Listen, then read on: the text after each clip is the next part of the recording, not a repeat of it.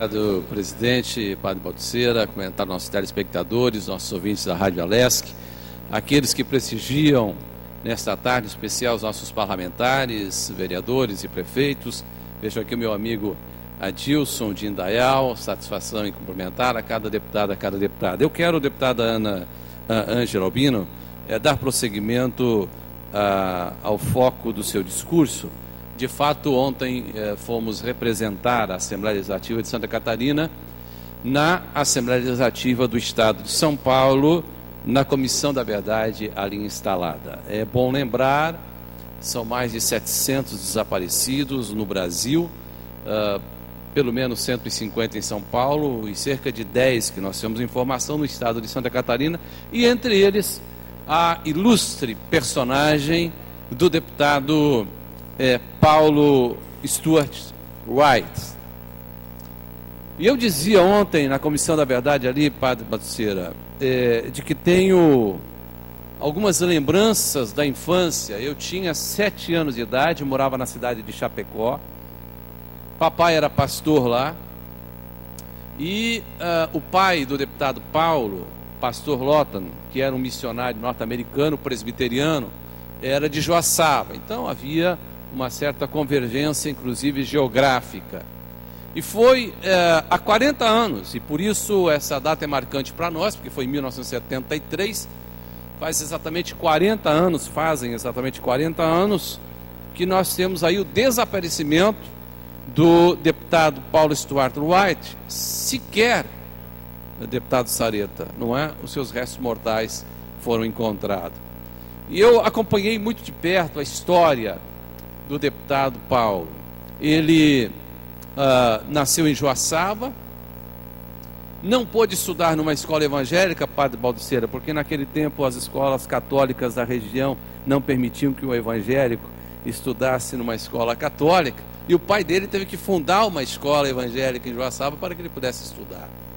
Depois, ainda na infância, teve a trágica notícia da perda de 2 irmãos seus que morreram nadando no Rio do Peixe, ali em Joaçaba.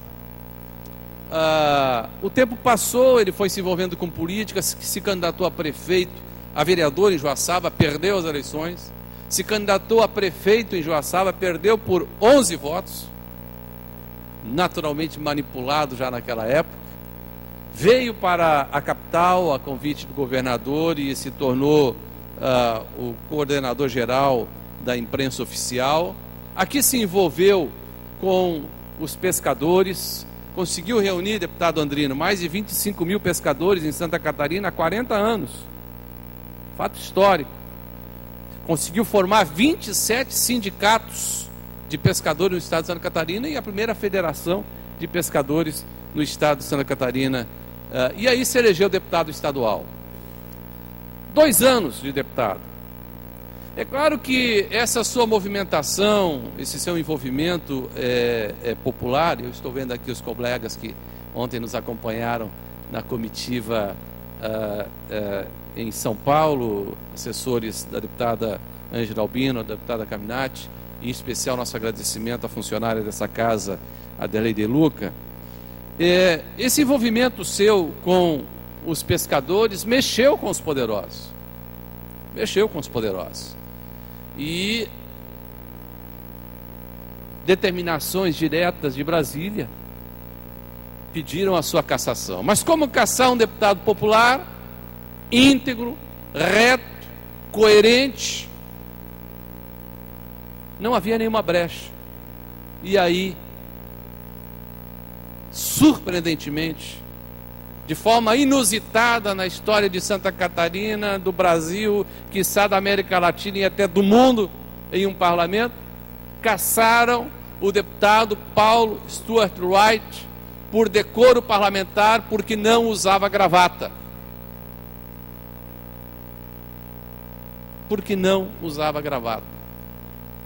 Essa foi a brecha que encontraram, deputado Andrino, Vossa Excelência, que muito militou nessa questão da democracia brasileira.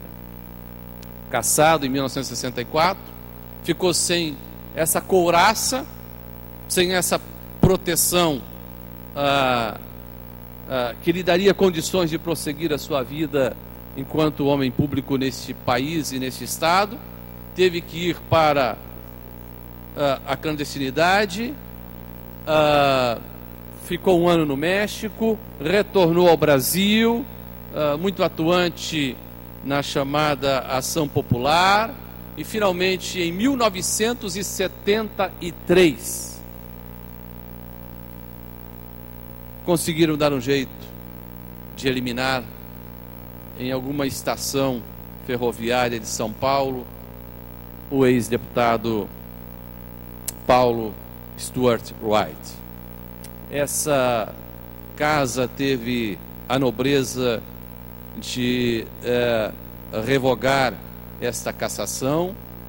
A Igreja Presbiteriana, que também tinha feito uma espécie de excomunhão do deputado na época, voltou atrás, em 1985 revogou também a sua membresia à Igreja Evangélica Presbiteriana. E este parlamento, inclusive, soube também homenageá-lo, dando nome ao plenário, a um dos principais plenários dessa casa, o plenário Paulo Stuart Wright. Mas quando ouvíamos ontem ali o filho, hoje o único filho vivo do ex-deputado Paulo Stuart, o João Paulo, ouvíamos até de forma emocionada as suas palavras, o seu testemunho, porque a família foi totalmente destruída. A mulher morreu aos 50 anos, uma filha sofreu homicídio. Felizmente o João Paulo conseguiu dar a volta por cima, mas ele dizia em lágrimas de que o sonho da sua vida é, de fato, deputada Ângela, sepultar os insepultados. Sem isto não haverá democracia, sem isso não poderemos hastear a bandeira da verdade. Ouço Vossa Excelência. Deputado, eu tinha feito ontem, protocolado um documento para que nós façamos uma grande sessão. Agora em setembro de 2013, faz 40 anos do desaparecimento do Paulo Stuart Wright.